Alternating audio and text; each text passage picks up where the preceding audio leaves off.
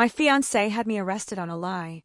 As the cuffs clicked into place, she curled her lips into a smug sneer and muttered, "Enjoy jail, loser."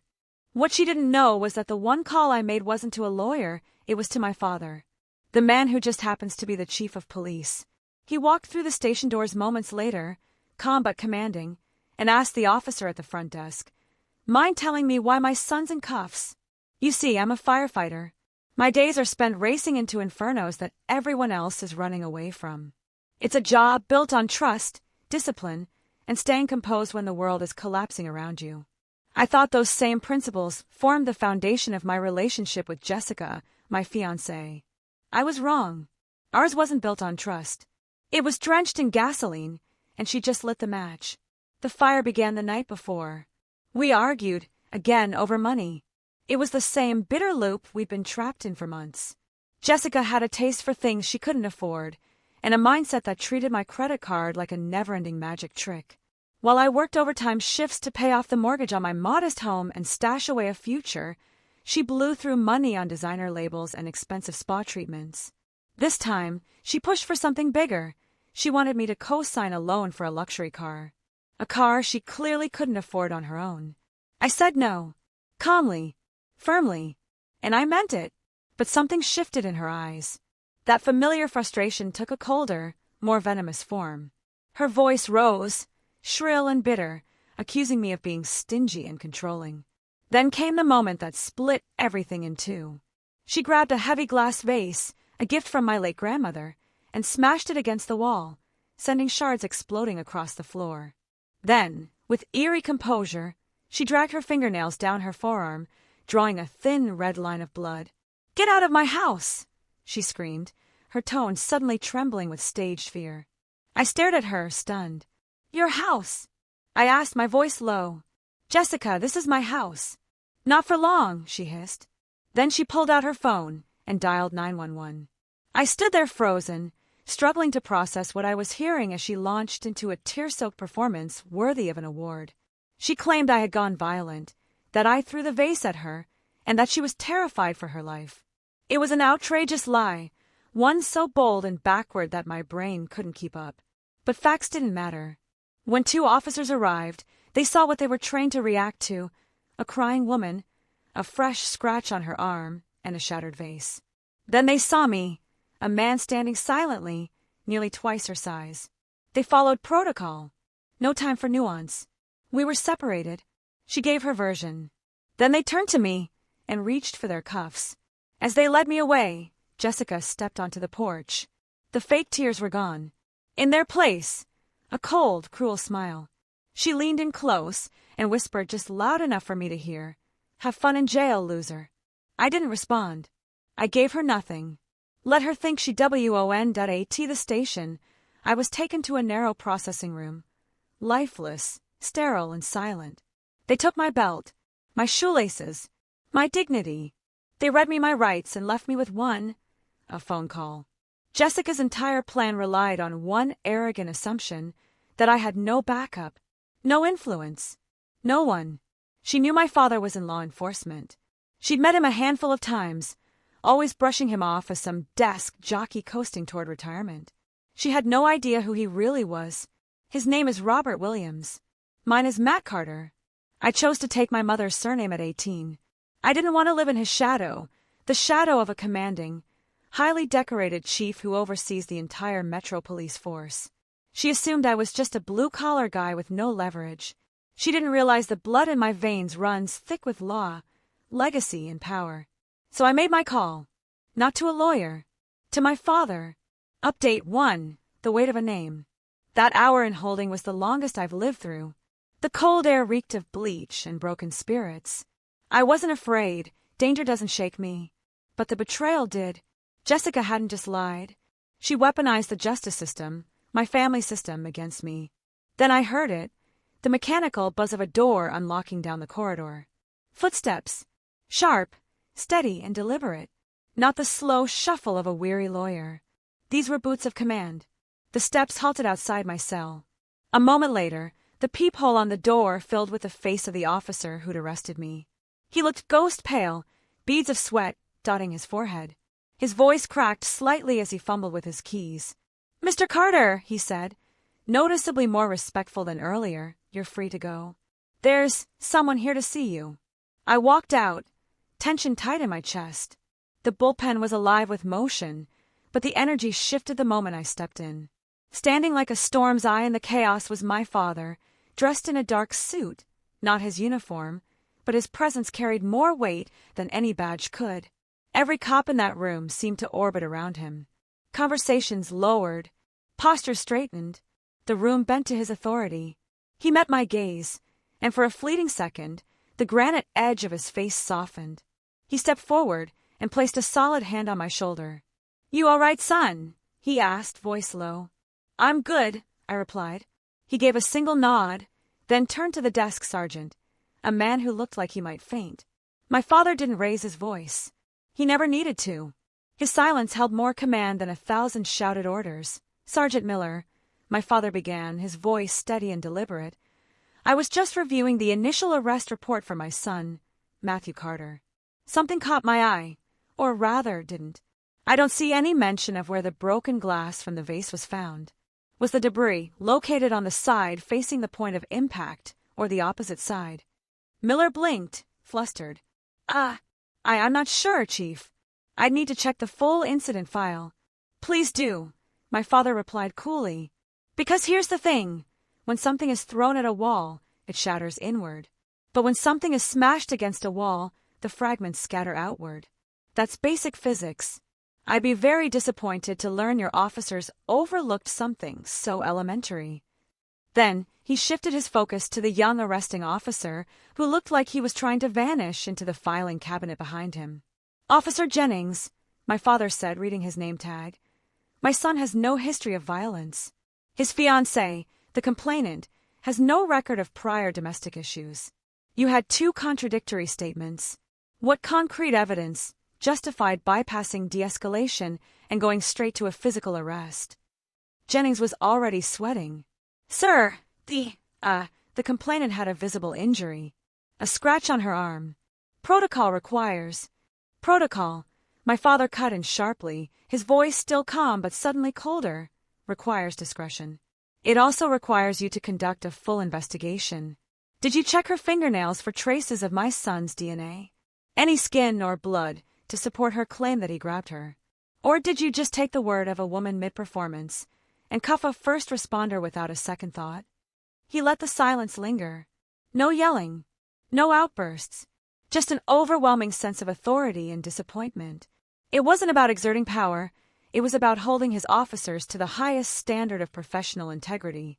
And in that moment, it was crystal clear this wasn't going away quietly. Then he turned to me. "Go home, Matt," he said, his tone shifting back to something gentler. "I've assigned this case to Detective Harding from the Domestic Violence Unit. He's sharp, thorough and fair. He'll reach out tomorrow. Until then, don't contact Jessica. Don't approach her. Let the system do its job." And with that, I left the station a free man.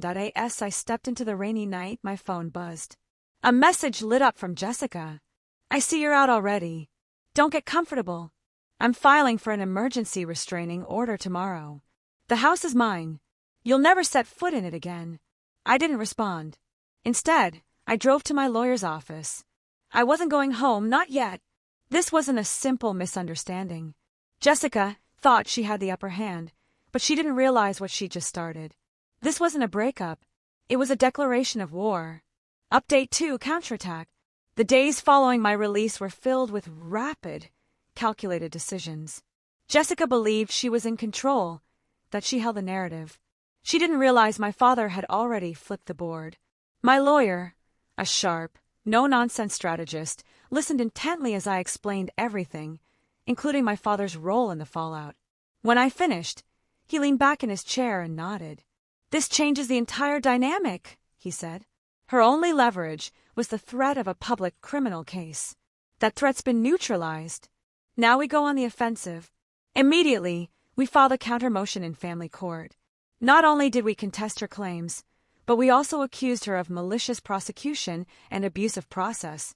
I signed a detailed affidavit outlining everything that had actually happened, including her deliberately smashing the vase and injuring herself. We formally requested the court deny her restraining order and instead issue one in my name, declaring me the sole legal resident of my own home. Meanwhile, behind the scenes, Detective Harding got to work. Harding had a reputation for being methodical and meticulous, a bloodhound for inconsistencies. He didn't just poke holes in Jessica's story. He dismantled it piece by piece. He started, just as my father predicted, with the scene of a supposed crime. Photos clearly showed that the bulk of the broken vase pieces lay outside the point of impact on the wall, consistent with it being slammed against the surface, not thrown at it. That alone was damning. Then came the medical review. The scratch on her arm was fine, shallow, and clean, matching the profile of a self-inflicted mark from a fingernail. No bruises, no defensive wounds, no indication of a struggle. Next, Harding secured a warrant for her phone records. What he found painted a very different picture. A week before the incident, Jessica had been texting her best friend. And those texts were pure gold. "He won't co-sign the loan. I'm so done with him. Don't worry. I've got a plan. If he won't give me the life I want, I'll just take it." Premeditation, motive, malice, laid out in her own words. But the final blow didn't come from evidence or technology. It came from the neighbor next door. Harding, ever thorough, canvassed the neighborhood. That's when he found Mrs. Gable, my elderly next-door neighbor who rarely missed anything from her porch. She remembered hearing our argument. She'd been sitting near her open window and caught most of it, the shouting, the crashing sounds. But what stood out most was what happened next. She told Harding that after the noise of the vase shattering, Jessica's voice suddenly changed. It went from furious screaming to something else, something she described as overdone. "She sounded off," Mrs. Gable said, "like she was rehearsing. It didn't sound real. It sounded acted." Harding took it seriously. It wasn't just testimony. It was character insight, and it matched everything else in the file that Jessica's downfall wasn't sealed by police reports or legal filings. It was sealed by her own overconfidence. Convinced she was untouchable, she had already reached out to a realtor to appraise my home, the very house she tried to seize through deception. But the realtor, sensing the legal storm brewing, wisely contacted my attorney and forwarded the entire email exchange. In that thread, Jessica had confidently written that she expected full ownership of the property within the week and wanted to list it for sale as soon as possible. That wasn't just arrogance. It was written proof of intent. Her plot wasn't a spontaneous reaction. It was a detailed, coordinated plan to have me falsely arrested, removed from my home, and stripped of my most valuable asset. What had started as suspicion had now solidified into a mountain of evidence, detailed, time-stamped, and damning. When we submitted our counter-petition to family court, along with a preliminary summary of Detective Harding's findings, the judge didn't hesitate. Jessica's request for a restraining order was denied. Mine was granted. Effective immediately, she was legally prohibited from coming within 500 feet of me or my home. The moment that order was served was the moment it all unraveled for her. She had tried to force me out, and instead, she was the one exiled. Her scheme hadn't just failed, it had detonated in her hands. And now, she wasn't the accuser anymore. She was the one under criminal investigation. Final update, justice, served cold. It's been 4 months since a single lie nearly shattered my life. Today, that chapter officially closes, not with vengeance, but with justice. The legal system, when it chooses to act swiftly, can be terrifyingly precise. Armed with a mountain of evidence Detective Harding had assembled, from forensic analysis to digital records to eyewitness testimony, the district attorney's office brought a full slate of charges against Jessica.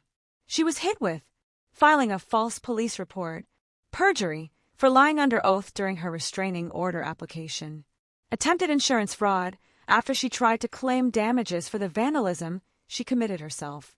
With so much evidence, the glass trajectory, the texts, the neighbor's statement, and her emails to the realtor, her own attorney knew the case was a disaster.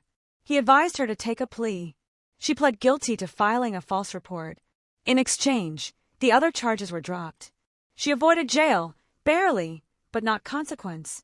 She was sentenced to 2 years of probation, a heavy fine, mandatory psychological counseling, And most importantly, a permanent criminal record. The woman who tried to label me as an abuser was now forever branded as a criminal. The Civil War, and a quiet victory.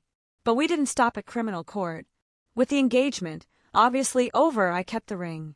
It was a conditional gift, and she had obliterated the condition.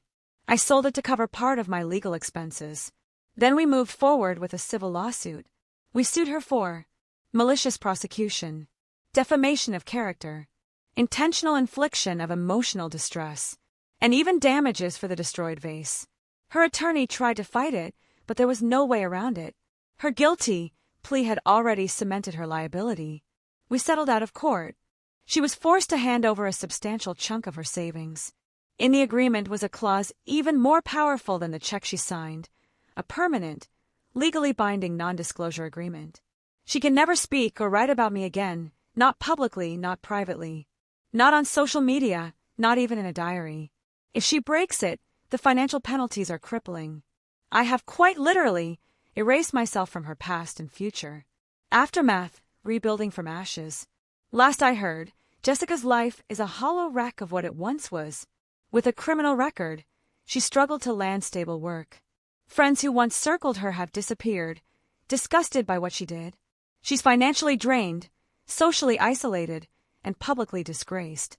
She tried to take my home. In the end, she lost hers.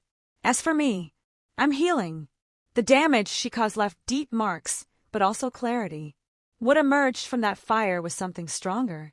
My relationship with my father, once brittle with 5 years of stubborn distance, has completely transformed. That silence between us, gone, incinerated by the crisis that brought us back together.